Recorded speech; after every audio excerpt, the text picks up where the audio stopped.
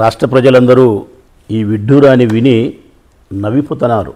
ఆ విడ్డూరం ఏంటంటే తండ్రి కొడుకులు ఇద్దరు ఒక స్కూల్ లేకపోయినారు నిన్నటి దినం. తండ్రి కొడుకులు అంటే ఎవరో కాదు, మన విద్యాశాఖ మంత్రి లోకేష్, ఆయన బాబు మనకు చంద్రబాబు, ఈ రాష్ట్ర ముఖ్యమంత్రి గౌరవనీయులు నారా చంద్రబాబు నాయుడు గారు ఇద్దరు ఒక స్కూల్లోకి పోయి పిల్లలకు 4 మంచి మాటలు చెప్తారని చెప్పి వాళ్ళ పేరెంట్స్ ఆశించినారు. తల్లిదండ్రులతో పిల్లలతో కలిసి సమావేశాన్ని ఏర్పాటు చేసుకుంటే 4 మంచి బుద్ధులు మంచి మాటలు చెప్తారేమని ఎవరైనా తల్లిదండ్రులు ఆశిస్తారు. జనరల్గా స్కూల్ అనేది దేవాలయంతో సమానం, పిల్లలు దేవుళ్ళతో సమానం, పవిత్రమైన హృదయాలు. వాళ్ళకి 4 మంచి మాటలు చెప్తారా, బడి గోడల మీద కూడా అయ్యే ఉంటాయి. మానవ సేవే మాధవ సేవ, సత్యమే పలకవలను, అబద్ధాలు ఆడరాదు, ఓర్పు గొప్పది, ఇట్లాంటి. కానీ ఈ రాష్ట్ర ముఖ్యమంత్రి చంద్రబాబు నాయుడు గారు, విద్యాశాఖ మంత్రి లోకేష్ గారు ఇద్దరు కలిసి ఆ స్కూల్ పిల్లలతో కలిసి వీళ్ళు మాట్లాడిన మాటలు ఏంటంటే పచ్చి అబద్ధం మాట్లాడుతున్నారు. అసలు ఈ సంవత్సర కాలంలో వీళ్ళు చేసిన అన్ని తప్పుల కంటే ఘోరమైన పెద్ద తప్పేదంటే ఇదే. నా దృష్టిలో చిన్న పిల్లల దగ్గరికి పోయి పచ్చి అబద్ధాలు మీరు మాట్లాడితే, ఈ రాష్ట్ర ముఖ్యమంత్రి అబద్ధాలు మాట్లాడితే ఏమి సందేశం ఇస్తున్నాడు ఈ రాష్ట్ర ముఖ్యమంత్రి పిల్లలకు? ఆయన చెప్పిన పచ్చి అబద్ధం ఏంటంటే తల్లికి వందనం లోకేష్ ఆలోచన అంటాడు. తల్లికి వందనం అనే పథకాన్ని, ఆ పథకం ద్వారా తల్లులకు ఇచ్చే 13,000 రూపాయల డబ్బులు లోకేష్ ఆలోచన, లోకేష్ హృదయంలో నుంచి జన్మించినటువంటి ఆలోచన అని చెప్తాడు. అసలుకి ఇది ఆశ్చర్యపోయే అంశం, పచ్చి అబద్ధం.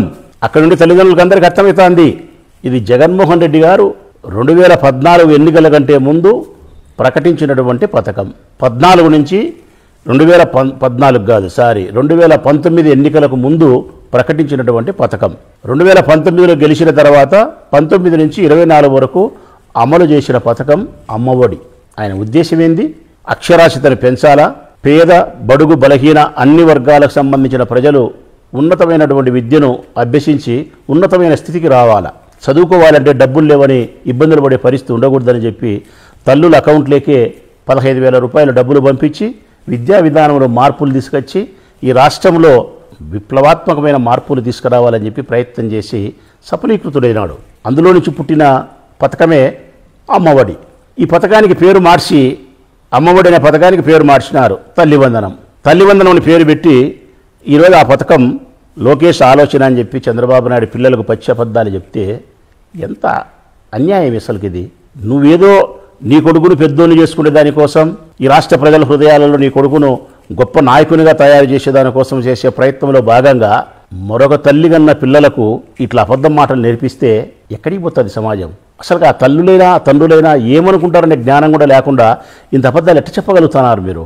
అసలు జగన్మోహన్ రెడ్డి గారి ఆలోచన విద్యా విధానంలో మార్పులు తీసుకొచ్చే విధానంలో డిజిటల్ ఎడ్యుకేషన్ తెచ్చినాడు, సెంట్రల్ సిలబస్ తీసుకొచ్చినాడు, ఇంగ్లీష్ మీడియాన్ని తీసుకొచ్చినాడు, మంచి భోజనాన్ని తీసుకొచ్చినాడు, నాడు నేడు ద్వారా స్కూళ్ళు బాగు చేసినాడు, స్కూళ్ళ యొక్క మంచి వాతావరణాన్ని తయారు చేసినాడు, పిల్లలకు సకాలంలో పుస్తకాలు ఇచ్చినాడు, యూనిఫామ్ ఇచ్చినాడు, బ్యాగులు ఇచ్చినాడు, 8, 9, 10 తరగతి పిల్లలకు ప్యాడ్స్ ఇచ్చినాడు, ఐప్యాడ్స్ ఇచ్చినాడు. ఒక్కటేమిటి, వాళ్ళ కంటి పరీక్షలు చేయించే కంటికి సంబంధించినటువంటి జబ్బులుంటే ఆపరేషన్లు చేయించినాడు. ఇన్ని మార్పులు ఆయన తీసుకొచ్చి 6,000 పాఠశాలను 24,000 కోట్లతో బాగు చేసి తల్లికి వందనం అని పేరు మీరు పెట్టుకునేంత మాత్రాన అమ్మఒడిని తీసేసి గొప్ప నాయకుడు అవుతాడా? పథకాల యొక్క పేర్లు మార్చినంత మాత్రాన గొప్ప నాయకులు కారు ముఖ్యమంత్రి గారు. గొప్ప నాయకులు ఎట్టి పరిస్థితుల్లో కారు. పథకాలకు పేర్లు మార్చినంత మాత్రాన ఎట్టి పరిస్థితుల్లో గొప్ప నాయకులు గారు. గొప్ప నాయకుడు ఎప్పుడైతాడంటే ఈ సమాజం గురించి గొప్పగా ఆలోచించగలిగినప్పుడు గొప్ప నాయకుడు అవుతాడు. గొప్పగా ఆలోచించిన దాన్ని అమలు చేయగలిగినప్పుడు గొప్ప నాయకుడు అవుతాడు. ఆ అమలు చేసినప్పుడు కూడా నిష్పక్షపాతంగా అంబేద్కర్ గారు ఆశించిన ప్రకారం రాజ్యాంగబద్ధంగా అర్హత కలిగిన ప్రతి ఒక్కరికి అందించగలిగినప్పుడు గొప్ప నాయకుడు అవుతాడు. ఆ గొప్ప నాయకుడు జగన్. కారణం, సమాజం గురించి గొప్పగా ఆలోచించినాడు, ఆలోచించిన దాన్ని అమలుపరిచినాడు. అమలుపరిచిన క్రమములో నిష్పక్షపాతంగా మతాలు, కులాలు, రాజకీయాలు, పార్టీలు, ప్రాంతాలతో సంబంధం లేకుండా ఆయనకు ఓటు వేయని వ్యక్తులకు కూడా అర్హత ఉంటే ఆ పథకాన్ని అందించినాడు, ఆ సౌలభ్యాన్ని అందించగలిగినాడు. అందుకే జగన్ గొప్ప నాయకుడు.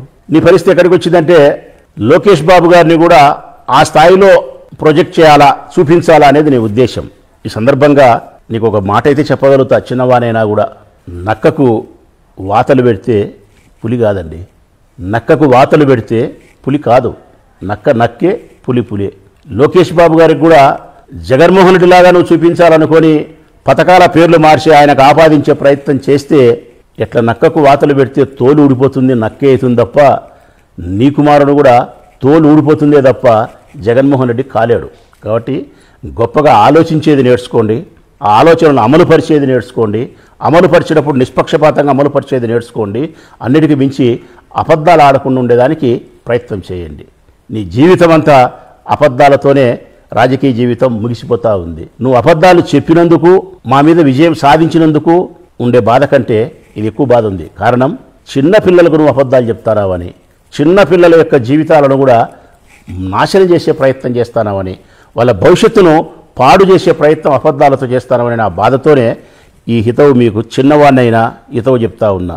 నక్కకు వాతలు పెట్టినంత మాత్రాన పులి కాదు, లోకేష్కు పథకాల పేర్లు మార్చి ఆపాదించినంత మాత్రాన జగన్మోహన్ రెడ్డి లాగా కాలేడు.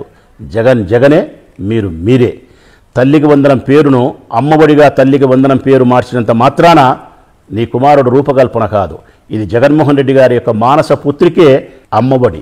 ఈ తెలుగు భాష ఉన్నంత వరకు ఈ రాష్ట్రాలలో, ఆంధ్రప్రదేశ్ రాష్ట్రంలో సంక్షేమ పథకాల ఆలోచన విధానం ప్రభుత్వాలకు ఉన్నంతకాలం అమ్మఒడి ఉంటుంది.